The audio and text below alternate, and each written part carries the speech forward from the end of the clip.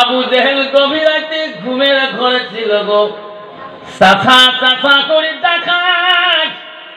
ঘুমের মধ্যে আবু জেহেলের কানের মধ্যে পৌঁছিয়া যায়, কে রে এত রাইতে আমার চাচা চাচা করি, এত রাইতে আমাকে দেখায় রাখ। এত ভূত কাঁচা ঘুম মানুষের রাতে একটা দুইটা যদি ডাকারে মনে হবে মানুষটা কোন বা বিপদের মধ্যে এত রাইতে এসেছে। কে গো আমাকে এত রাইতে চাচা করি দেখা। আবু জেহেল বুঝতে পারলাই দয়াল নবী যে ডাকতেছে, বুঝতে পারে না। আবু জেহেল গভীর রজনীতে দরজা খুললেন, গেটের দরজা খুলে দেখে আমার দয়াল নবী রহমতুল লিল আলামিন। যে নবীর দিকে তাকাইলে আবু জেহেল রাগ হয়ে যায়, সেই নবী এত রাইতে আমার ঘুম কেন নষ্ট করে দেয়? মোহাম্মদ বল, এত রাইতে তুমি আমার কেন ঘুম খরচ করালে? কি উদ্দেশ্যে তুমি আমার বাড়িতে এসেছো বলো? বিশ্ব নবী রাগ করে নাই, রাগ করে ইসলাম প্রচার করে নাই। চাচা গো তোমার বাড়িতে আমি কলেমার দাওয়াত দিতে এসেছি। এরকম সুবহানাল্লাহ, কত বড় সাহস, কত বড় দিয়েছিলেন। আবু জেহেল বলেছে মোহাম্মদ রে এত কিছু অত্যাচার করলাম, এত কিছু নির্যাতন করলাম, তবু তুমি আমার বাড়িতে আসছো। এ মোহাম্মদ মনে রাখিস, আজকে জন্মের কলেমা পড়ে নেব। তুমি দাঁড়াও, আমি ঘরের ভিতর থেকে আসি, কলেমা পড়ব। নবীজি মনে করছে আল্লাহ আজকে চাচা যদি একবার ইসলাম গ্রহণ করি মুসলমান হয়ে যায়, আল্লাহ তোকে যদি একবার চিনিয়ে পায়, মনে হয় মক্কার জমিনে কোনো বেঈমান আর কাফের থাকবে না। আবু জেহেল ঘরের মধ্যে গেলেন, নবীজিকে বসলেন, আমি জন্মের কলেমা পড়ব।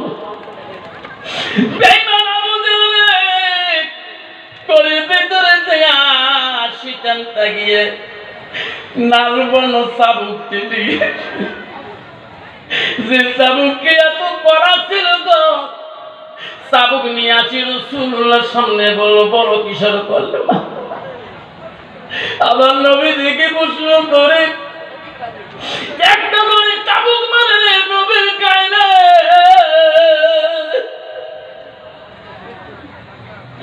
নবীর কান্না চলছে, মারিস না গো, মারিস না গো বাবার আছে, ছোটবেলার মা হারাছি গো চাচা মারিও না। তফসির আছে নবীজিকে আবু জেহেল লাল বড় চাবুক দিয়ে তো পিটাই করেছিল। নবীজি কাঁদতে কাঁদতে চাবুকের বাড়িতে আঘাতে জমিনে ঢুলি পড়ে গেছে। বেঈমান আবু জেহেল নবীজিকে জমিনের মধ্যে চাবুকে ফেলে টাঙিয়া ফেলে দিয়ে ঘরে ঢুকে গেলেন। আমার নবী নিজের শরীরটা দাঁড়িয়াতে শক্তি পায় না, শরীর কাঁপে গো। নবীজির স্ত্রী হযরতে খাদিজাতুল কুবরা ঘুম ধরে না। চাচাদের বাড়ি গেল, আমার রাসূলুল্লাহ বলল আমি যাবো আর আসবো, এত কেন এখনো কেন শোনার নবী আছে? মা বোনেরা শুনে লাগেন, মা বোনেরা পাত্রী গাছের মা বোনেরা, দিনাটা সাব ডিভিশনের মা বোনেরা শুনে রাখেন।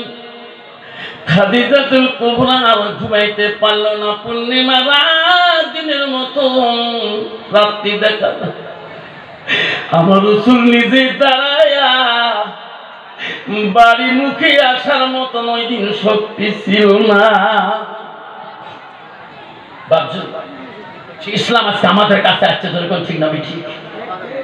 আজকে সেই ইসলামকে নিয়ে মুসলমান সেলিমেন্ট করি, একজন যদি মসজিদে আজান দেয় নামাজি হবে, ওই পারমেন্ট নামাজি কয়টা? তোমার তিনাই বোঝায়। আমার থেকে শুক্রবারে নামাজি আছে, শুক্রবার নামাজে আগা কাতারের লোক। রাখাতে সালাতে বেটির বিয়ে চালাতে আল্লাহ আকবার, রাখাতে সালাতে 40 আছে মোর মার, আল্লাহ আকবার। তোমার জায়গাতে আমার জায়গাতে আছে। আর বাকিদের নামাজ কোথায় গেল আমি বুঝতে। আল্লাহ রাসূলের কাছে আব্দুল্লাহ ইবনে মাসউদ প্রশ্ন করেছিলেন, ওয়ালা নবী সাল্লাল্লাহু আলাইহি ওয়াসাল্লাম আইয়ু আমার ইয়াকুল আল্লাহ তাআলা রাসূল গো, আল্লাহর কাছে সবথেকে ভালো আমলটা বস্তুটা কি? রাসূল বলল পায়া ওয়াসসালাতু আলা ওয়াক্তিহা, যখন নামাজের ওয়াক্ত হয়ে যায়, সময় হয়ে যায়, সময় মতো ওয়াক্ত মতো নামাজ পড়া আল্লাহর কাছে সবচেয়ে বড় আমল পৃথিবীতে। জোরে বল সুবহানাল্লাহ। অত সহজ না জান্নাত পাওয়া। আমি মুসলমানের ঘরে জন্ম নিয়েছি, তুমি মাস্টার হও, ডাক্তার হও, ইঞ্জিনিয়ার হও, বা অফিসিয়াল হও, প্রাইম মিনিস্টার হও, চিফ মিনিস্টার হও, এমএলএ হও, প্রধান হও, নেতা হও, ইঞ্জিনিয়ার, ডাক্তার হও, যা হোক না কেন, কিন্তু 4 জনের ঘাড়ে যেতে হবে। যেরকম ঠিক না আমি ঠিক? এমন জায়গায় যাবির সোনা,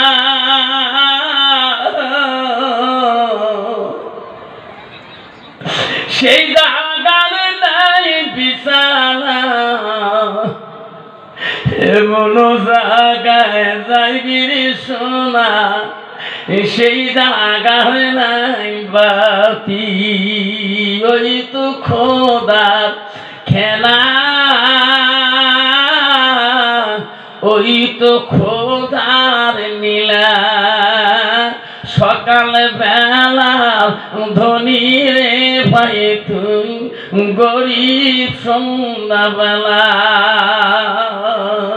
বাসে কাটে দেখ খাটে বলাই দে, বাসে কাটিয়া খাটে বলাইয়া, সেই খাটোতে তুলিবে সারি জলায়।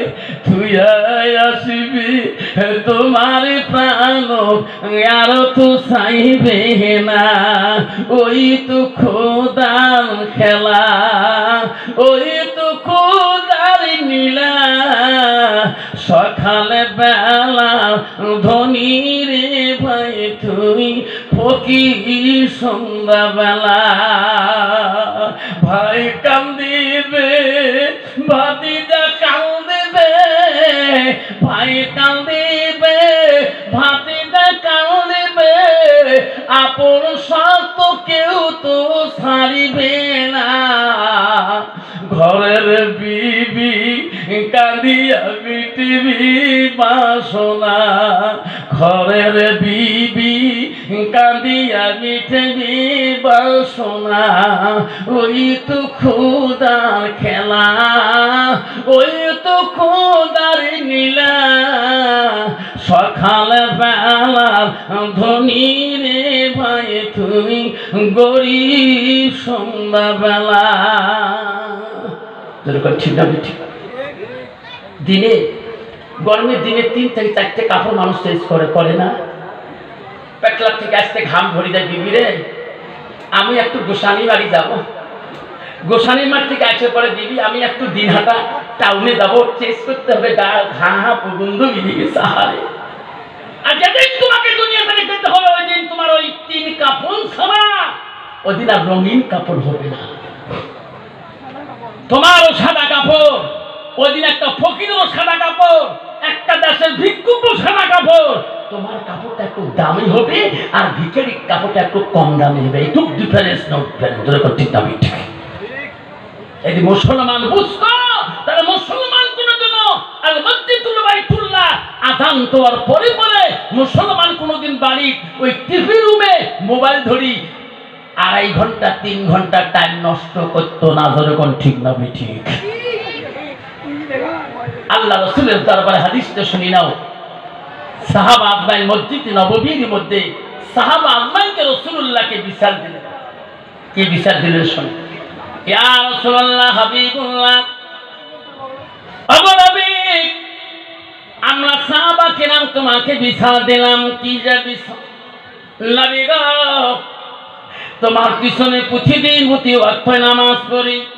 ওগো নবী, যে সাহাবীটাকে তুমি এত ভালোবাসেন, অন্তর দিয়ে দিল দিয়ে ভালোবাসেন, অগণবী সেই সাহাবীটা প্রতিদিন থেকে নামাজ পড়ে ফজরের নামাজের টাইমে, কিন্তু অগণবী সালাম ফিরার সাথে এক সেকেন্ড পর্যন্ত দেরি করে না। কেন গো নবী? আমরা বললে ঝগড়া হতে পারে, আমরা বলি না। আপনি নবী আমার, আপনি বললে কিছু হবে না। নবী বলল, কোন সাহাবী? কইছে হযরতে সালমান ফারসি। কেন? হুজুর উনি ফজরের নামাজ আমরা পড়ি, উনি পড়ে প্রতিদিন সালাম ফিরার সাথে সাথে একটা পা মসজিদে রাখে না, সঙ্গে চলে যায়। কারণটা কি? আমরা বললো তো কেঁচা ধরবি বাবা, জামাতে দায় চিল্লে যায়, আমির সাহেব থাকলে মামুরে মামলে ধগা নাগলে কেঁচা মুশকিল হয়ে যায় না। আমির বলে চুপ, ঠিক না বেঠি? আর যদি মামুরে মামুরে বাধাটা তুই ঘন্টু জানিস, ঠিক না বেঠি? আল্লাহ রসুলকে সাহাবা কেনা বললো, হুজুর আমরা বললে কিছু হইতেও পারে, ঝগড়া হইতেও পারে, আপনি বলুন। নবী বলল, সাহাবারা তোরা হযরত সালমান ফারসিকে কেউ বলবেন না। আমি নবীজি নিজের চোখে না দেখা পর্যন্ত আমি তো বলতে পারি না।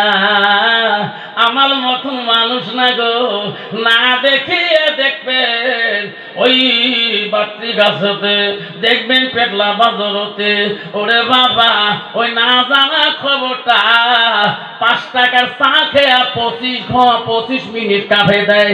না জানা খবরটা গিবত করি করি 2.5 ঘন্টা কাফে দেয়।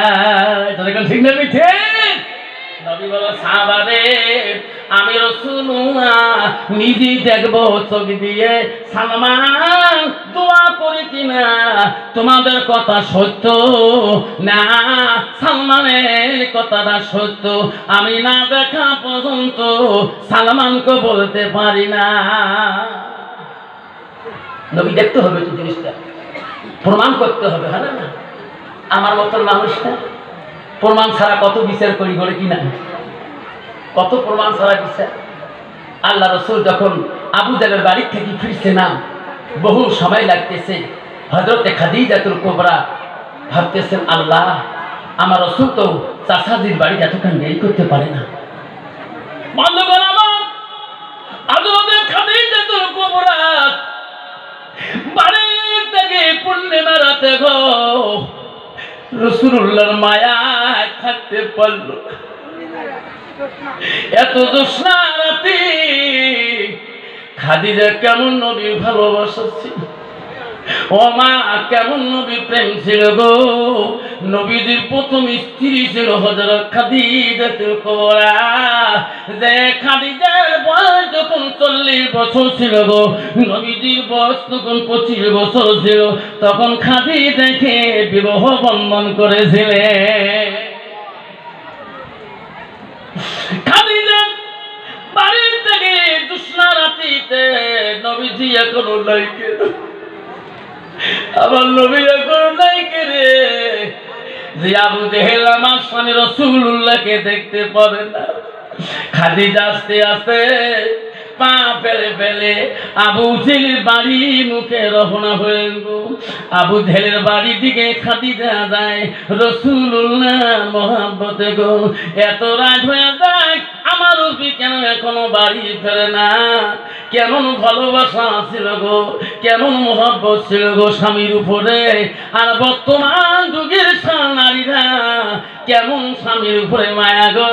ওরে বাবা এমন মায়া, সারা রাত যদি বাড়ি না এসে রাত পেয়ে যদি বলে বুঝান কালকে বাবুর বাপ বাড়ি এসছে, না এসে তো ভালো খবর নিস না, মনে না কত ধরনের মনে কত বিক্রি হয়, ভাগ বিক্রি হয়, ভাগ ঠিক না? ঠিক আছে না?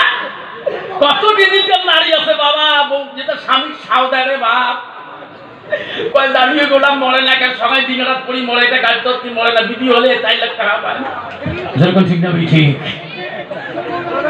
মা বলেন আম্মারা, আম্মারা শুনে রাখো মা, আল্লাহ নবী বললেন আম্মারা দুইটায় সাল্লাত খামসাহাত নবী বললেন কোন একটা মেয়ে যদি 5 ওয়াক্ত নামাজ পড়ে ওয়াসামা শাহরুহা ওই মেয়েটা যদি রমজান মাসে রোজা করে আল্লাহ রাসূল ওয়াসামা ফারাজাহা ওই মেয়েটা যদি পর্দায় পুষি দেয় চলে নিজের চরিত্রটাকে যদি পবিত্রতা রাখে রাসূল বলো ওয়াতাবালাহা যদি ওই মেয়েটা নিজের স্বামীকে ভালোবাসে স্বামীকে প্রেম করে স্বামীর সাথে ভালোবাসা দেখায় আল্লাহ রাসূল বলো ফাকাদ কুলমানায়ো আবুবা বিল জান্নাতিল শাদ নবী বলো ওই নারীদের জন্য আল্লাহ 8টা জান্নাতের দরজা খোলা রাখবে নাই থাকবে বর্তমান যুগে নারী এমন ভালোবাসা রে স্বামী নাই মরতে আগে মরিবার কয় আসলে নাই তোমার পেটলাতে নাই মা বোনেরা শোনো গো রাসূল বলছে কোন নারী যদি স্বামীকে ভালোবাসো আজাও জুহা কোন নারী যদি স্বামীকে উপরে ভালোবাসে আমার নবী বললেন ওই মেয়েটাকে যদি তার স্বামী ভালোবাসো আজাও জুহা আনহারাদিন তার স্বামী যদি তারপরে রাজি খুশি হয়ে যায় রাসূল বলল ওই মেয়েটা মৃত্যুর পরে আল্লাহ